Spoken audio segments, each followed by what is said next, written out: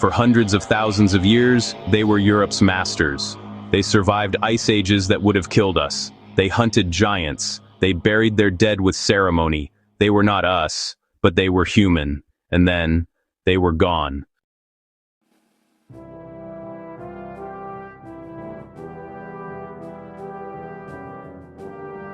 What happened? How does an entire species of human, one that ruled a continent for longer than our own civilization has existed, simply vanish?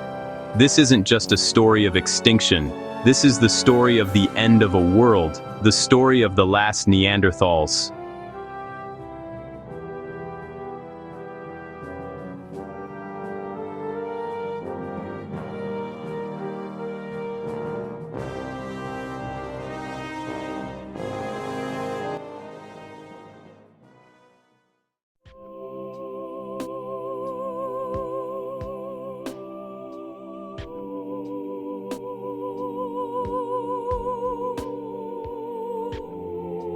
To understand their end, we must first understand their strength. The Neanderthals were not the brutish cavemen of cartoon legend. They were the ultimate survivors of the Ice Age. Their massive, barrel-chested bodies were evolved for conserving heat. Their tools were expertly crafted for skinning game and working wood. They had culture. They had community. For 400,000 years, they were the undisputed apex predators of Europe. But a storm was coming. A storm of two kinds, a changing climate and a new competitor.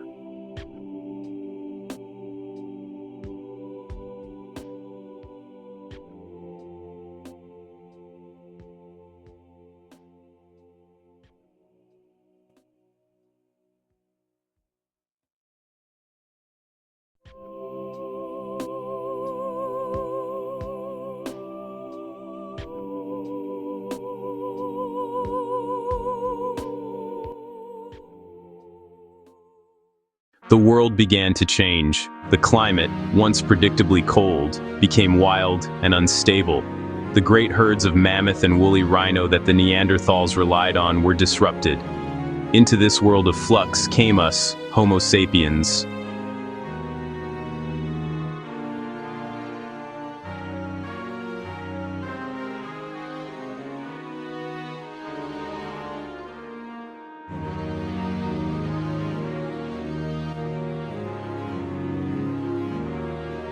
We were different. Not necessarily smarter, but perhaps more adaptable. Our technology was more specialized. We had projectile weapons. We sewed fitted clothing. Crucially, we seemed to have formed larger, interconnected social groups, allowing for the trade of ideas and resources across vast distances. The Neanderthals, built for power and efficiency in a stable, cold world, were facing a competitor built for flexibility and innovation in a changing one.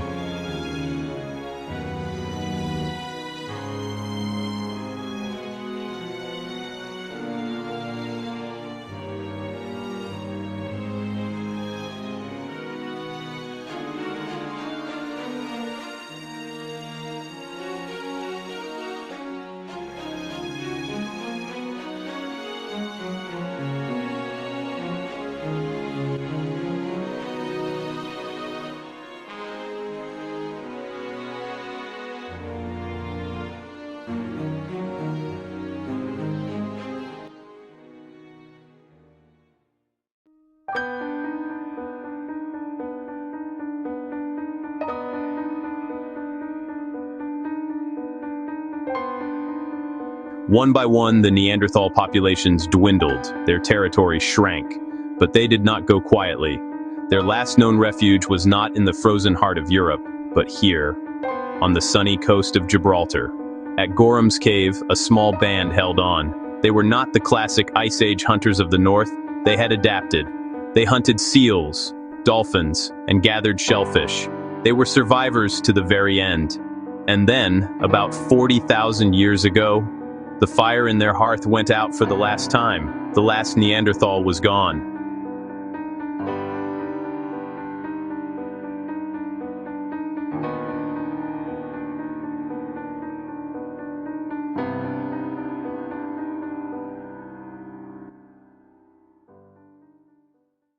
In the end, it was likely not a war, not a genocide, but a slow, relentless fading. A combination of climate change and competition that they, for all their strength and resilience, could not withstand. But their story doesn't entirely end with them. A small part of them lives on in us, in the DNA of nearly everyone of non-African descent. So we are not just the tellers of this story. We are, in a very real sense, the living memorial to our long-lost cousins. The echo of their end is written in our very beginning.